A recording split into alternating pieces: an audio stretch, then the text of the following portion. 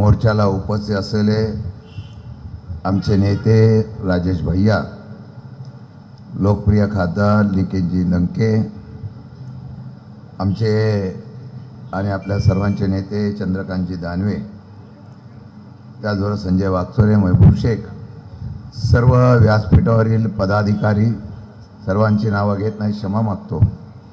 उपस्थित प्रामुख्याने पत्रकार बंधू, उपस्थित बंधूंनो, मी मोर्चाच्या निमित्ताने एवढंच सांगतो. मे महिन्यापासून अतिवृष्टी पाहिलेली आहे. मे महिन्यापासून आपण सगळ्यांनी टाहो फोडतोय, रोज टीव्हीवर आपण बघतोय, आमच्या मायमाऊलीचा टाहो बघतोय, आमच्या शेतकऱ्याचा टाहो बघतोय. सरकार ढिम्म आहे. मी पुढं काय करायचं एवढंच सांगायला आलेलो आहे.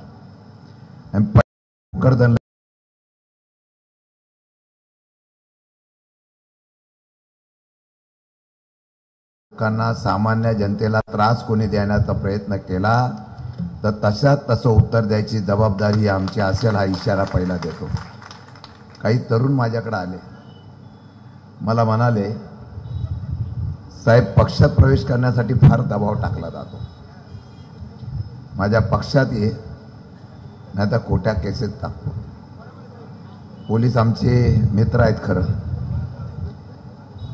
राजेश भैया, हल्ली मी बघतो टीव्हीचे चॅनल असतात, पण हल्ली आमच्या चॅनल सभेला आता पोलिसांचे पण कॅमेरे आहेत. पण मला माहिती आहे, या अंदर की बात है, पुलिस हमारे साथ है. मी पोलिसांना विनंती करेल, सत्ता येते जाते, पण सत्ता येते जाते, पण गरीब लोकांच्या असलेल्या ताकदीला आव्हान देण्याचा प्रयत्न कोणत्याही राज्यकर्त्यांनी करू नये. ही नुसती सुरुवात आहे, ही सुरुवात आहे. मोर्चा किती हजाराचा निघाला पेक्षा मोर्चा ज्या तळमळीने निघाला त्याला मी महत्त्व देणारा कार्यकर्ता आहे. आणि म्हणून मी आपल्याला एवढंच सांगणार आहे, अतिवृष्टी प्रचंड प्रमाणामध्ये झाली. पहिला मोर्चा आपणच काढला नाशिकला. प्रचंड मोठ्या संख्येने लोक आली. नाशिकमध्ये फक्त एक खासदार आमचा होता. विचार करत होतो की इतकी लोक येतील का नाही, पण महासागर आला. नव्हे तर मला अभिमान आहे, त्या मोर्चामध्ये शेतकऱ्यांचा आणि बळीराजाचा कैवारी जो आहे तो शरदचंद्रजी पवार साहेब स्वतः 1.5 किलोमीटर त्या मोर्चामध्ये सामील झाले. आणि सुरुवात झाली. महाराष्ट्रामध्ये जिथे जिथे अतिवृष्टी झाली त्या त्या ठिकाणी बळीराजा रस्त्यावर उतरायला लागला, सरकारच्या नावाने ओरडायला लागला. मी आज मगाशी येताना शिल्लोडला गेलो. लोकांसाठी आंदोलन करणारा पक्ष संघटना बाजूला ठेवू मंगेश साबळेला भेटायला गेलो. 8 दिवस उपोषणाला बसलाय. 8 दिवस सलाईन लावलं गेलंय. अधिकारी नाही, मंत्री नाही, कोणी नाही तिथं आलं. मी चौकशी केली. मला कळलं की तिथले कलेक्टर तिरुपती बालाजीला गेले. आता लोकांमध्ये बालाजी आहे का तिथं तिरुपतीला बालाजी मला कळत नाही. त्या स्वामीला माझं एवढंच सांगणं आहे, त्या मंगेश साबळेला कमी जास्त झालं तर तुझा खुनाचा खटला दाखल करण्याचा प्रयत्न शशिकांत शिंदे करेल. एवढी सत्तेची हुजरेगिरी चालली. तहसीलदार येत नाही, प्रांत येत नाही, कोणी अधिकारी येत नाही, पोलीस चौकशी करत नाही. का तर तो एक गरीब साधा कार्यकर्ता लोकांची कर्जमाफी व्हावं म्हणून एकटा लढतोय. आज आपण मोर्चा काढला. कोणीतरी सुरुवात करायला पाहिजे, कारण या देशामध्ये हुकुमशाही ज्या पद्धतीने आलेली आहे, स्थितीच राहिलेली नाही. मुख्यमंत्री सांगतायत योग्य वेळी कर्जमाफी आम्ही करणार आहोत, मदत देणार आहोत, दिवाळीपूर्वी देऊ. मी आज वर्तमानपत्र वाचत होतो, परभणी आणि बीड मधल्या 4 शेतकऱ्यांनी गेल्या 2 दिवसामध्ये आत्महत्या केल्या. जर तुम्ही कुठेतरी मदत जाहीर केली असती तर त्या बिचारा तो शेतकरी तिथं त्या ठिकाणी आत्महत्या करण्यापासून थांबला असता. 6 महिन्यामध्ये 1350 शेतकऱ्यांनी आत्महत्या केली. तुमची योग्य वेळ येईपर्यंत हजारो माय माऊलीचे कुटुंबाची उद्ध्वस्त होणार आहे, त्यांचे कुंकू पुसले जाणार आहे. तुम्ही कधी द्यायचं तेव्हा द्या हो, पण जरा तरी जाहीर करा. आम्ही ओरडतोय 50,000 हेक्टरीमध्ये मदत करावी, संपूर्ण कर्जमाफी करावी. काल अहिल्यानगरला मला वाटतं लंके साहेब तुमच्याकडे देशाचे गृहमंत्री आले. आता 8-9 तारखेला पंतप्रधान येणार आहे.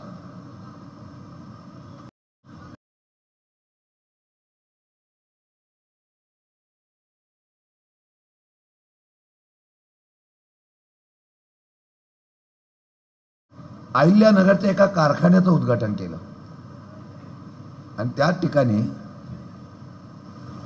या राज्याच्या मुख्यमंत्र्यांनी सांगितलं प्रति टनाच्या मागे शेतकऱ्यांकडून 15 रुपये कापले जातील. अतिवृष्टी झाला तर मरतोय शेतकरी आणि मदत करायची झाली तर देतोय शेतकरी. 2.5 वर्षाच्या मंत्र्यांचे नुसते खिसे जरी झाले ना तर अख्ख्या राज्याच्या शेतकऱ्यांची कर्जमाफी होईल. याकडे लक्ष द्यायला त्यांनी वेळ नाही. परत सांगितलं कोण काटा मारतोय ते मला माहिती आहे, माझ्याकडे यादी आहे, मी त्यांच्याकडे बघेल. हल्ली धमक्याशिवाय का राज्यात चाललेलंच नाही. मला एका पत्रकारांनी मीडियावाल्यांनी विचारलं मुख्यमंत्री असे म्हणाले. मी म्हणलं अजून कारखानदार कोणतरी एखादा घ्यायचा असेल म्हणून असं म्हणाले असतील. गेल्या काही वर्षामध्ये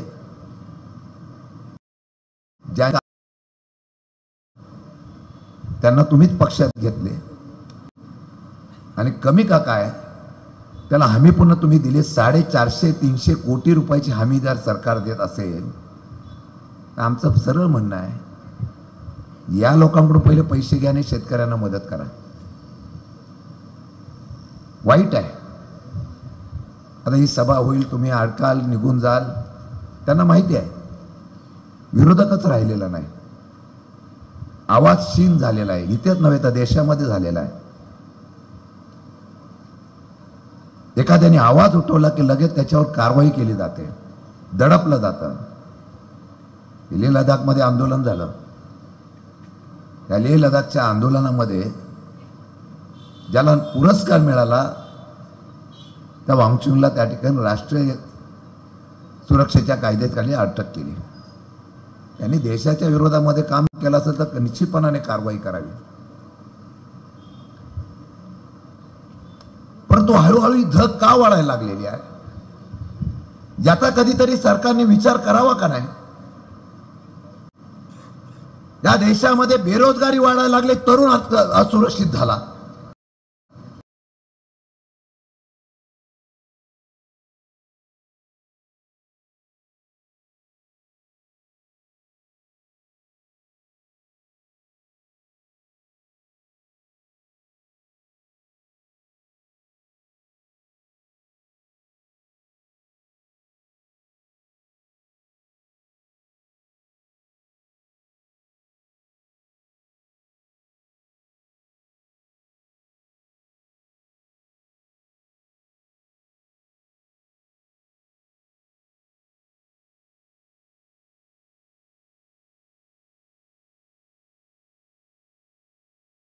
बनिया नाहीत.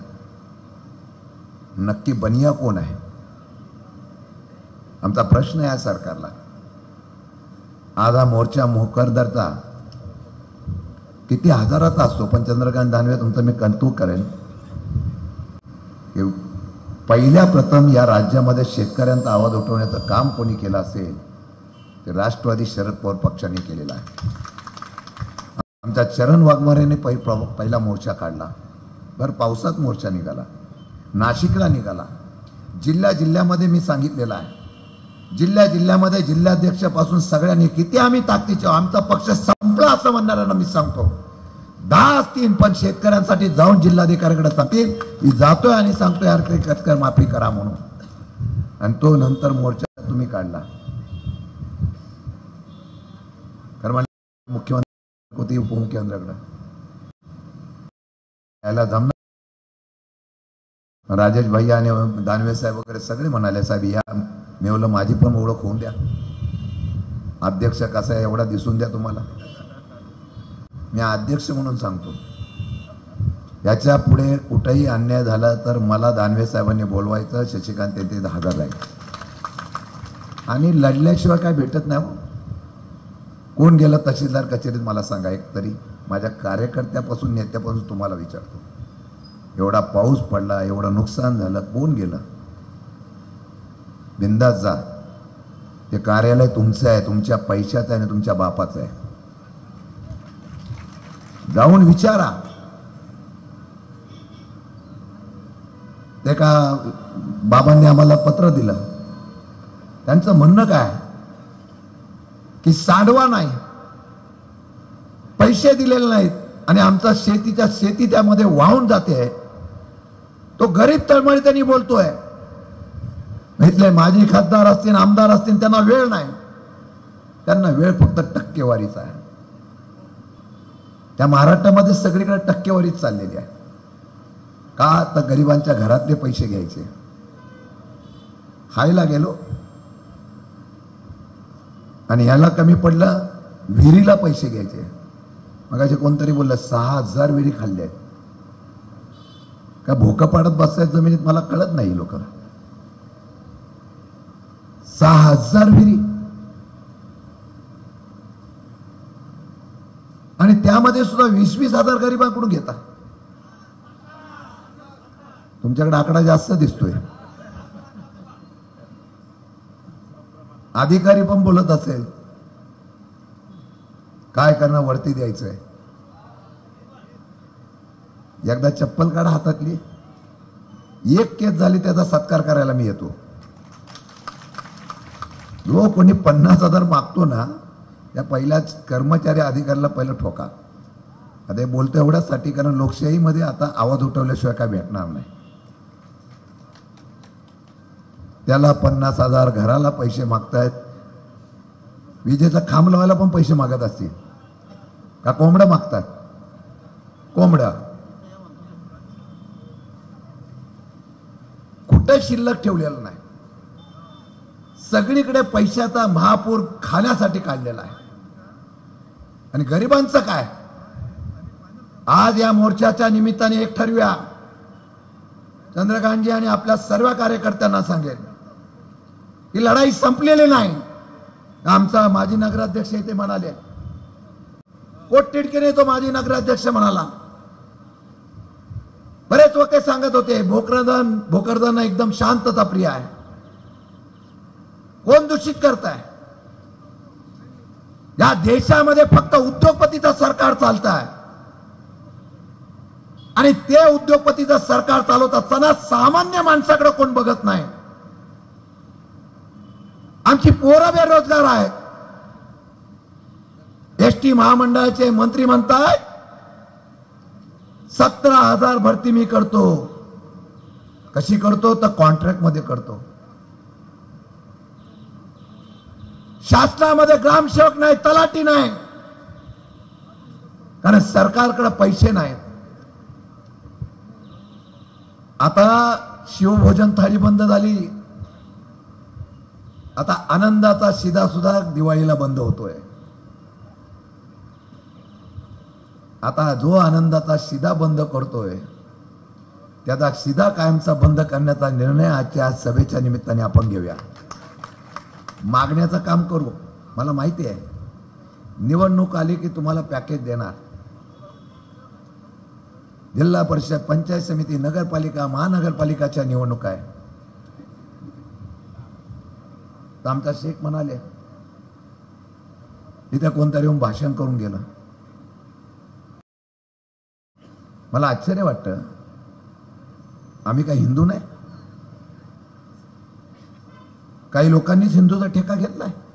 ते आमचे निलेश लंके किल्ल्यावर जातात छत्रपती शिवाजी महाराजांच्या.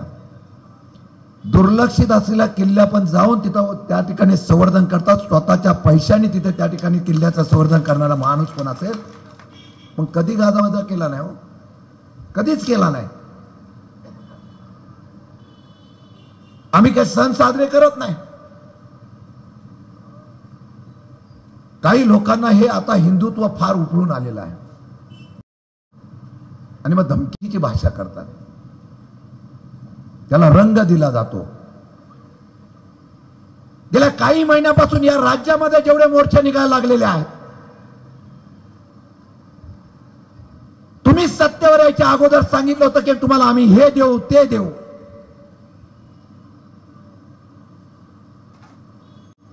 दडपशाहीच्या आणि दबावाच्या राजकारणामध्ये तुम्ही सत्ता घेतली आणि ज्या जनतेला मतं मिळवण्यासाठी आश्वासन दिलं त्यांना एकही आरक्षण तुम्ही दिलं नाही. मग आरक्षणाच्या नावाखाली आमच्या असलेल्या तरुण मुलांमध्ये आणि समाजामध्ये तेढ निर्माण केलेली आहे. पूर्ण महाराष्ट्र अशांत आहे. पूर्ण महाराष्ट्र अशांत आहे.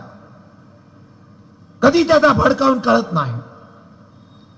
भोकरदन शांत आहे पण भोकरदन मध्ये सुद्धा कधी दंगल होईल कळत नाही. कारण नगरपालिका, नगरपंचायतीच्या निवडणुकीला मला या ठिकाणी मतं मिळाली पाहिजे. हे नवीन समीकरण जातीय दंगलीच्या माध्यमातून, धर्माच्या नामातून केली जात आहेत. या देशाला आणि या राज्याला इतिहास आहे. हो, मला अभिमान आहे. काही का होईना पण महाविकास आघाडीच्या माझ्या कार्यकर्त्यांनी काम केलं आणि लोकसभेला आपल्या विचाराचा खासदार निवडून आलाय आणि आपले खासदार जास्त निवडून आणण्याचा इतिहास सुद्धा तुम्ही करून दाखवला. ही लढाई आहे. ही लढाई करत असताना सरकार कधी देईल ना देईल.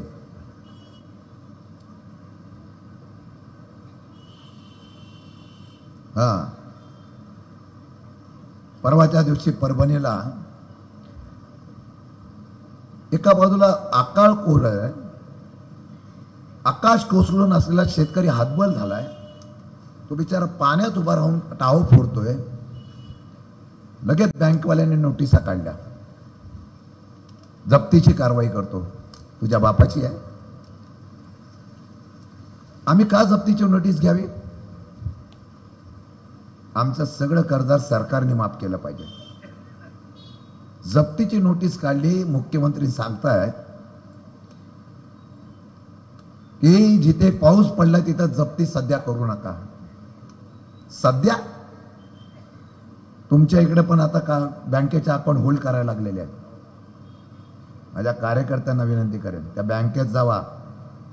काय तुमच्या गुन्हे होऊन समाजासाठी झाले तर त्याला अजिबात घाबरू नका. जनता तुम्हाला डोक्यावर घेईल. बँकेत जाऊन त्या बँकवाल्यावर तू होल्ड करू आणि त्या शेतकऱ्यावर जप्ती करायलाच ये. चिखल झाला ना, चिखल, त्या बँक अधिकाऱ्याला लोळवा जरा.